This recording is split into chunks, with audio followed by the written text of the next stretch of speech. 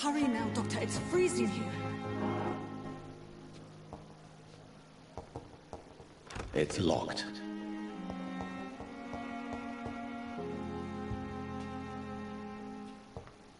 Come on. Yes, Nurse Crane? How can I help you? I'm so sorry. I know Dr. Swansea wanted you to rest, but we have somewhat of a crisis. A crisis, you say? Our supply of antiseptics is nearly depleted. I was hoping there was another box up here, but...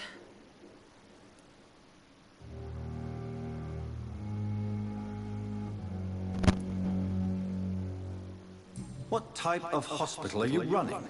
No antiseptics? You have been away too long, Doctor. With the war and now this epidemic, supplies have been running scarce for months now. I may have a solution.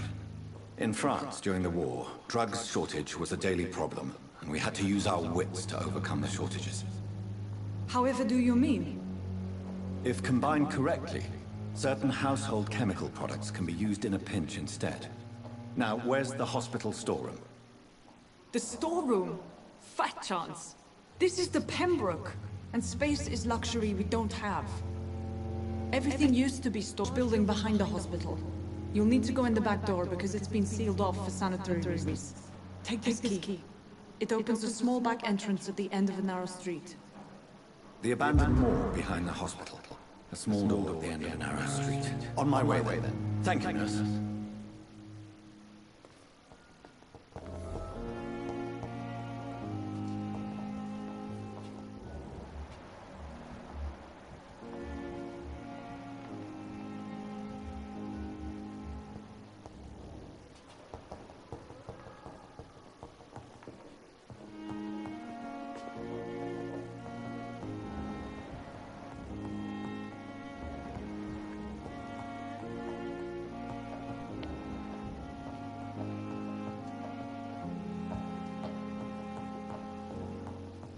Not now. It's locked, all right.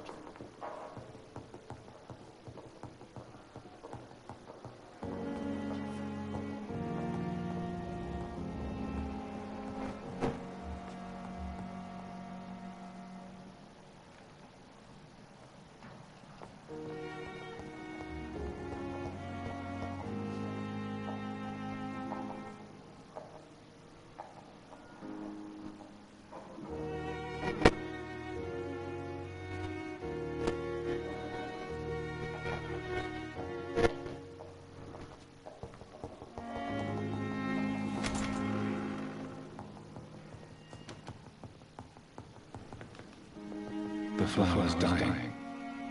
It needs water.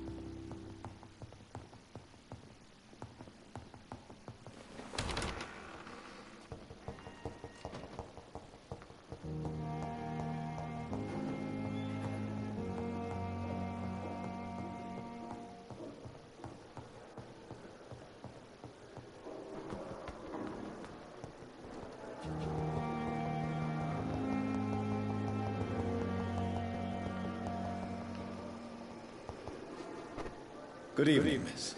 I'm Dr. Reed, the new surgeon at the Pembroke Hospital.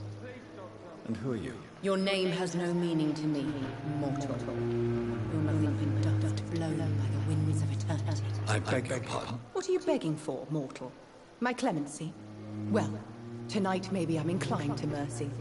You'll never forget the night you met Thelma Howcroft. You keep calling me mortal. Why is that? And if I'm mortal, what are you? Well, Dr. Reed, if you must know, I'm a vampire.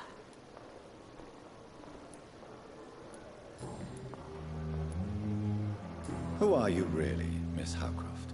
I mean, apart from being a vampire. Is that not enough for you, puny mortal? What do you require? Proof of my...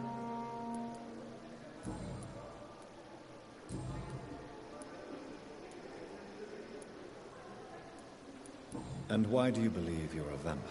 I don't need to believe anything. It is what I am. It is what I feel within this hollow shell of flesh. I see.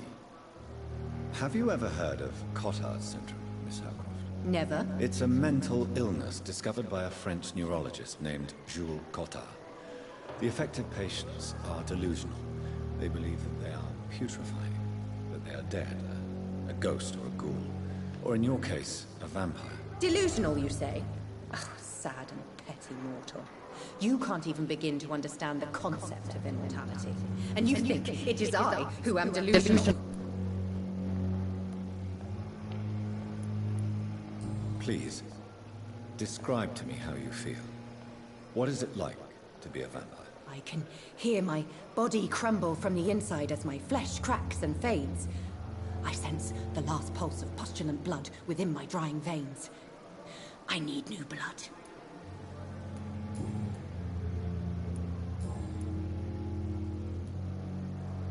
I'll leave you, Mistress of the Dark, to your nocturnal activities.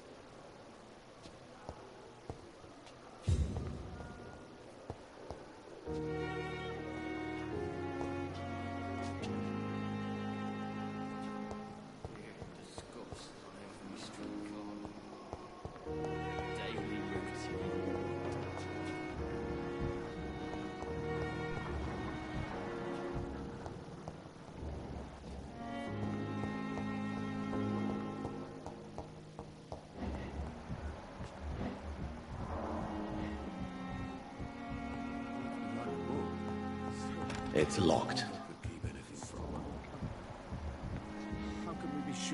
Good evening, sir. I'm Dr. Reed. May I help you? I don't know if a third opinion is needed. Your colleagues are already arguing about my condition. I see. Would you mind telling me more about your situation? I'm Harvey Fiddick. All I want is to get me bloody arm fixed properly.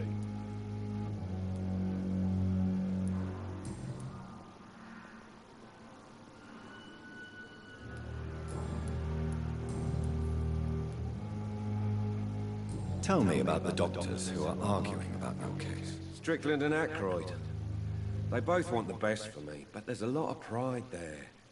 Doctors are no different from carpenters, it seems. What do you mean? I often had professional arguments with rivals on a building site. Difference is I disagreed about wooden nails, not flesh and bones.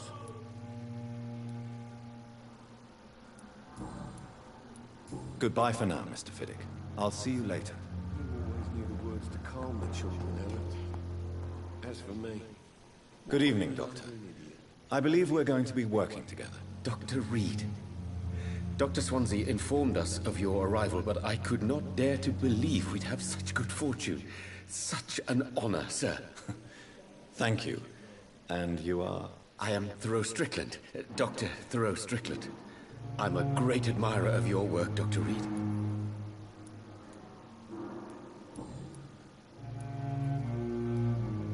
Please, could you tell me something about yourself? I'm a great admirer of your work concerning blood transfusion, Dr. Reed. I run my own experiments. I'm convinced it's the future. I based my technique on my mentor's research. He helped me perfect my method. What is yours? I'd rather not talk about it. For now, it's just theories at first approach. My process is purely experimental.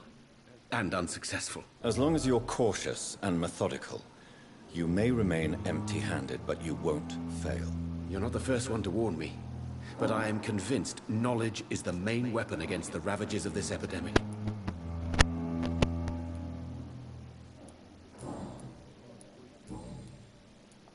Goodbye, Dr. Strickland.